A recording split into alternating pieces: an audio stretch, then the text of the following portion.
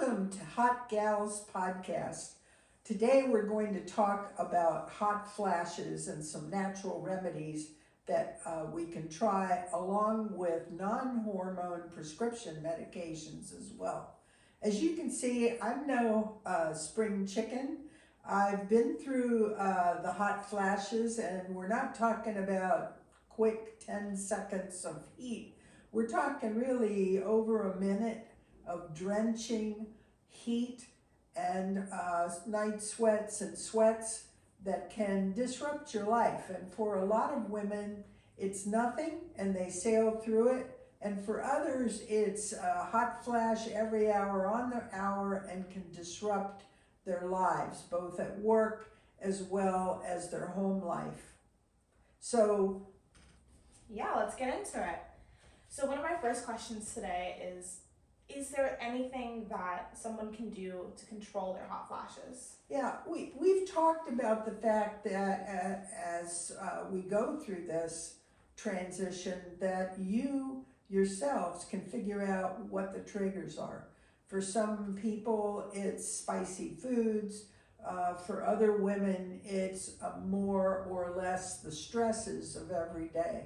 And for others, it's totally unable to tell what brings it on. But look for triggers and then try to avoid them. We can't avoid stress. It happens all the time, but we can manage it.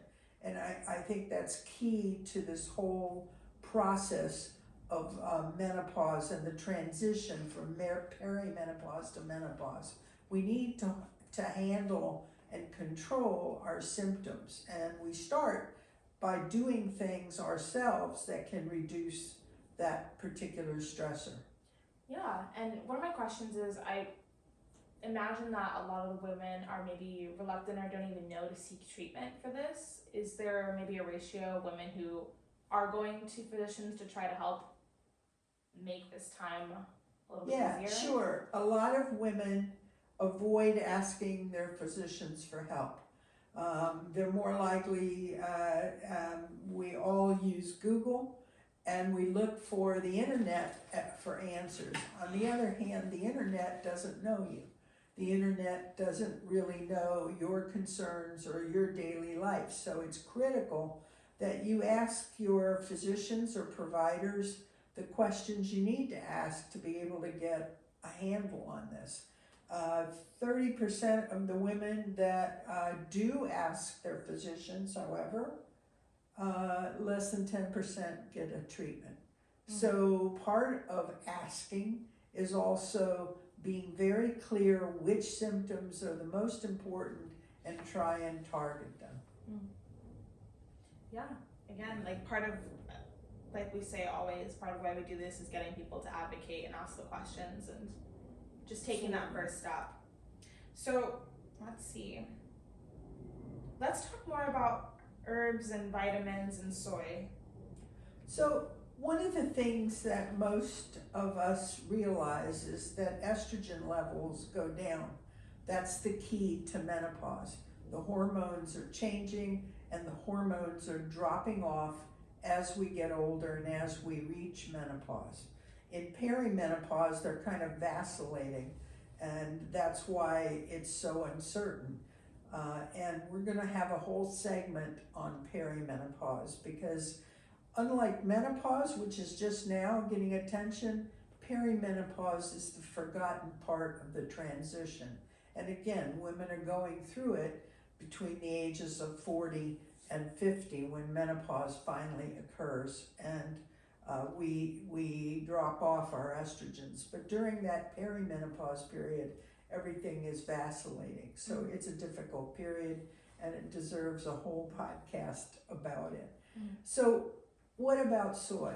Soy is what we call a phytoestrogen, a plant-based estrogen. It contains that hormone in its chemical form. And so a lot of women go out there and say, okay, I want to eat soy, and that's going to take care of everything. And you'll see on your monitor a list of those foods that contain estrogen and soy. Okay, so it's not just soy, it's a lot of plants that have high estrogen amounts. The problem is the label on the bok choy doesn't tell you how much estrogen is there. And so you really don't know what you're getting. And part of that problem is you may be getting too much, in which case it can be harmful. Or you may not be getting enough, and so it makes no real difference in your lives. So it's important when you're going for soy to realize that phytoestrogens are variable, and we don't work out how much of the estrogen hormone you're actually getting. And for those women who shouldn't be getting high estrogens, that's a real danger. So if you're in the situation where you have an estrogen sensitive cancer or condition, eating a lot of phytoestrogens and plant-based things is not natural. It's going to be harmful. So you have to be careful. And a lot of those phytoestrogens can react with medications that you're on. So you have to be very careful that that's not the only source of the estrogen you get, or that you just don't depend on it, because it may end up not helping you or being harmful. Yeah, interesting. Is that why a lot of women, because if you drink like soy milk, is that just one of the ways to intake? It's just one of the ways. I mean, Yeah. a lot of plants, and like I said, you're going to see the list, contain phytoestrogens. Yeah. The question is, there's no label on. There's not a lot of labels on a lot of foods. And so it's critical to be more, what I hate to say prescriptive, but to be careful in terms of what you're taking and what the interactions are and what harms can occur. Yeah, and I think that's really interesting too, because I've seen a shift in a lot of people today, either making everything from scratch and trying to understand what they're consuming, or really like depending on what's on the label and hoping that it's accurate to like whatever the serving count is. So as we move forward, it'll be interesting to see how that continues to grow. A lot of people also don't rely just on plant-based estrogen. They enjoy taking in a lot of herbs and supplements. So when you talk about herbs, there are a lot that you're going to see on Google or share with other women as to what's worked for them. And remember, everybody's unique, so everything is got to be tempered by, oh, this is the best thing since Wonder Bread. It's not going to be that easy.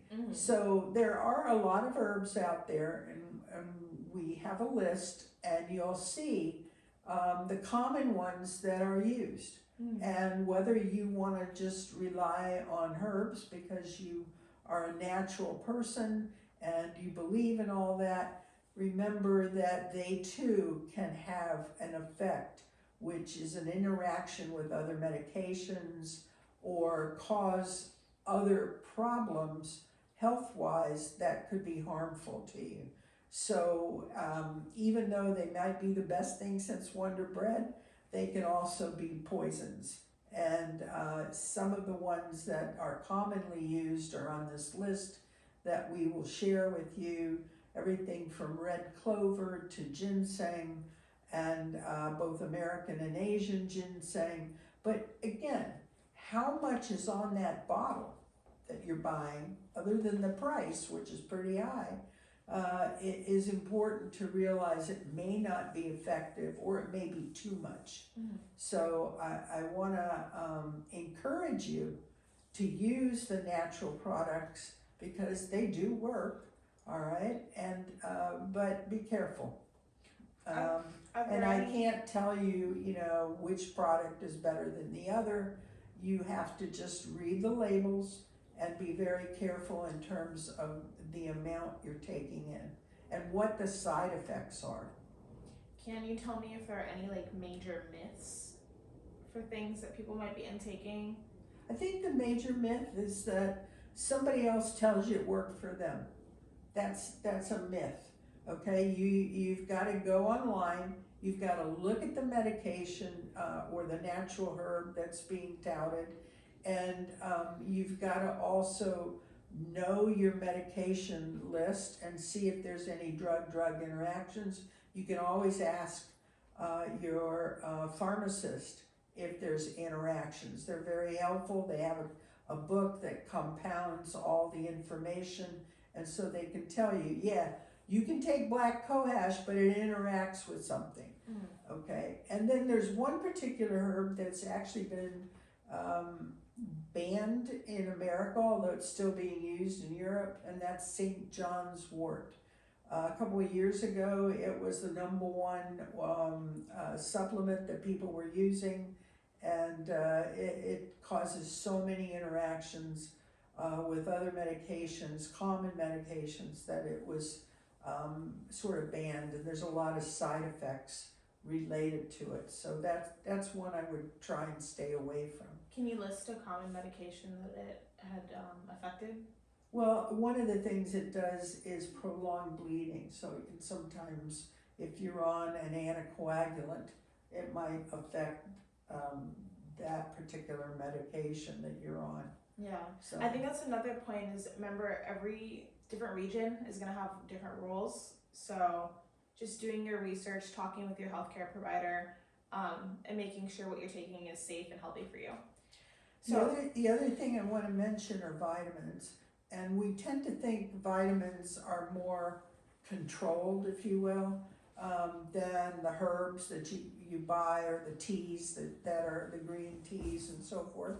But vitamins can be problematic as well. So one of the things that you should consider, the big one that a lot of people are taking, are vitamin E. You should really not take more than 1,500 milligrams, between 1,000 and 1,500 milligrams in a day. And vitamin E is very effective for a lot of things. A lot of people are, that's the vitamin that you should take to help with your heart disease, with your vascular disease, to prevent strokes. The problem is, at higher doses, it can actually cause diseases of the vascular system. So you have to be careful, even though it might be helpful. The other one is omega-3, the fatty acid. It's very helpful and used as an adjuvant to treat lipid disorders, particularly high triglycerides. And vitamin E, the omega-3s are useful. You can get it actually in natural foods, particularly fishes. Or is it fish eye? Anyway, you can get it in fishes, and particularly salmon, the high fatty fish. And omega-3 is useful. It's used as a prescription, but again, has an upper limit, and you don't want to take more of it because it can lead to liver toxicity. So no more than 1,000 to 2,000 milligrams in a day. Well, let's move on to mind-body therapies. Is there anything that's worked that you've tried, or anything that you think has any benefits? Well, I think mind-body therapy is very useful. There's counseling called cognitive behavioral therapy, which is now in vogue and is very useful for a lot of disorders. And so cognitive behavioral therapy helps with trauma-related disorders, PTSD, obsessive compulsive disorders, even depression. It's a specific type of therapy. It's not psychoanalysis.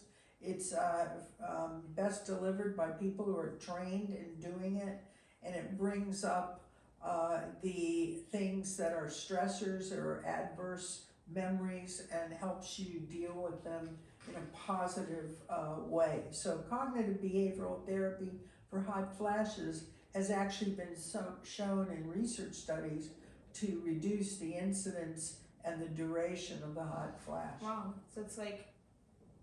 That's one you gotta pay an analyst for, someone trained in it. So that's not something you're gonna get, at your neighborhood book club, okay? The second thing that you can do on your own, okay, is yoga, Tai Chi.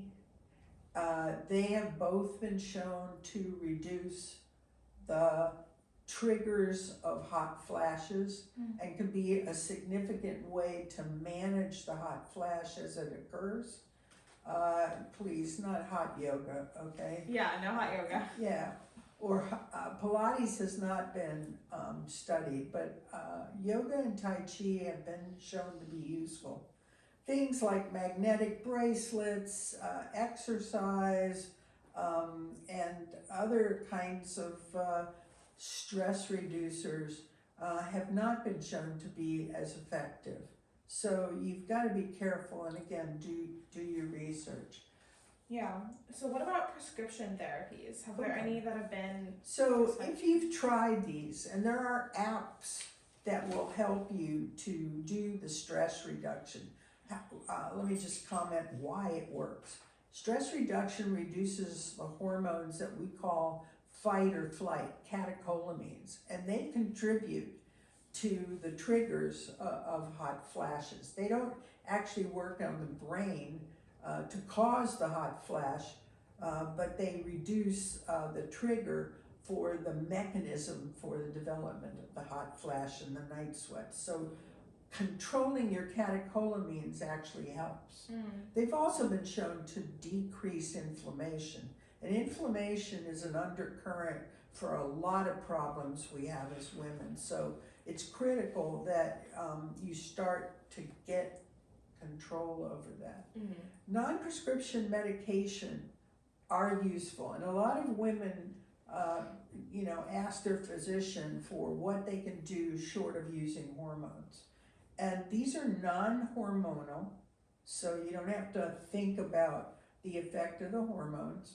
They are usually used, they're called SSRIs and SNRIs. They're usually used to treat symptoms of depression and other psychological problems. But they have been found to be very useful in reducing the incidence and the duration and severity of hot flashes. Now, they do that at much lower doses than used for antidepressant effect, and they do that a lot quicker than what it takes to treat depression. So instead of being 6 to 8 weeks of therapy that's required on these medications, it would be 2 to 3 at the length. In addition, the dosing is far less. So some of the side effects that antidepressants have are mitigated. And for some of the medications, the ones that are shown to be most effective are desvenlafaxine, Pristiq, or venlafaxine, Effexor. They can reduce hot flashes up to 65% in severity, duration, and incidence. So that's pretty good, okay? You're not going to get that from a lot of medications. Yeah, so tell me about the new kid on the block.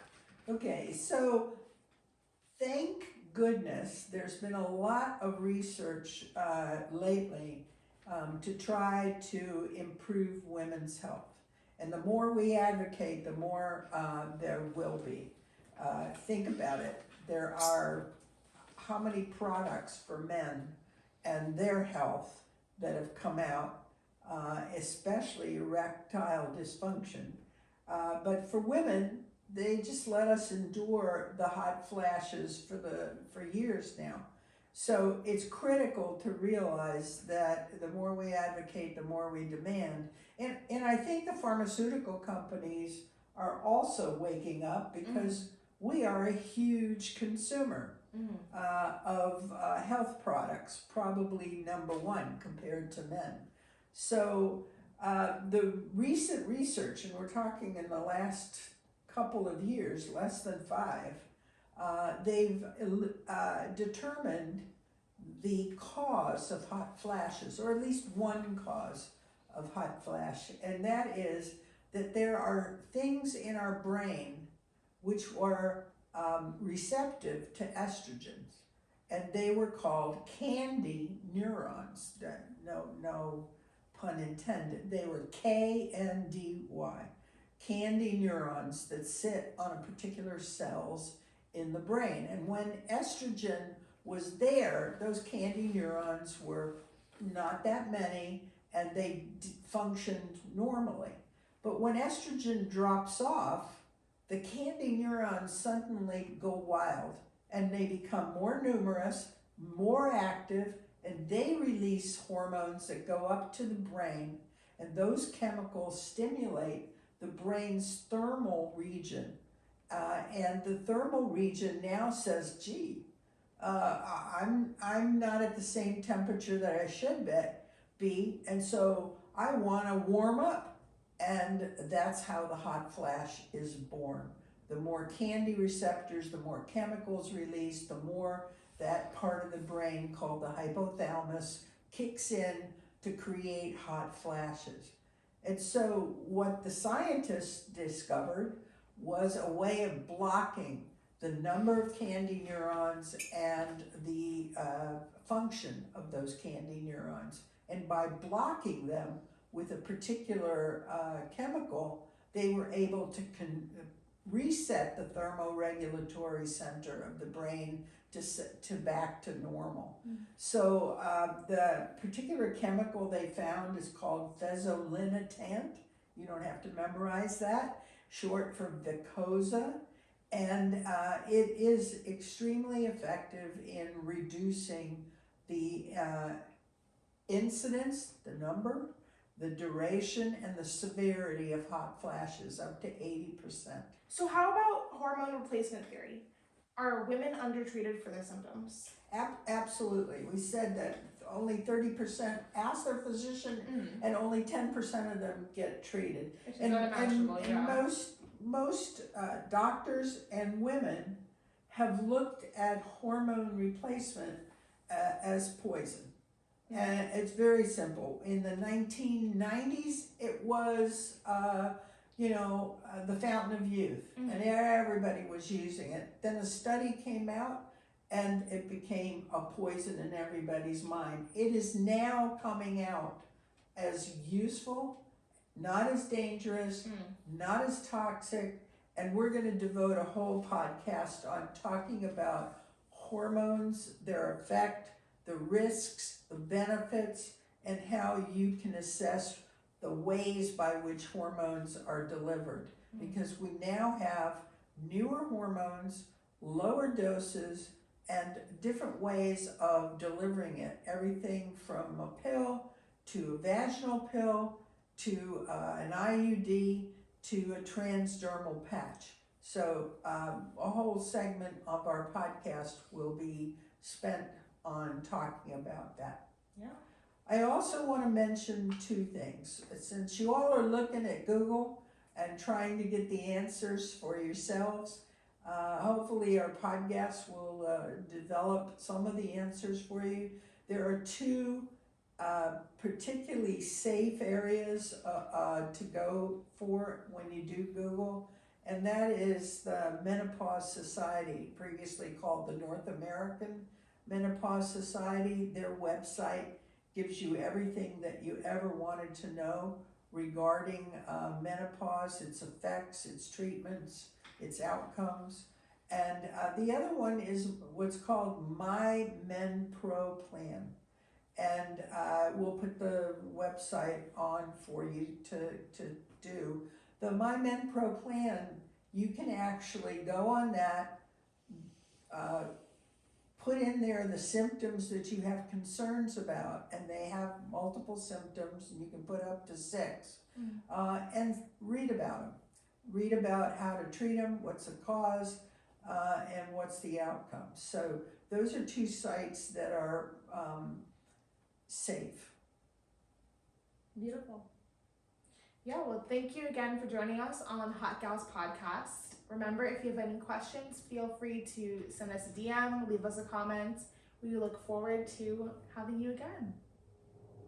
Thank you. Yay! Okay.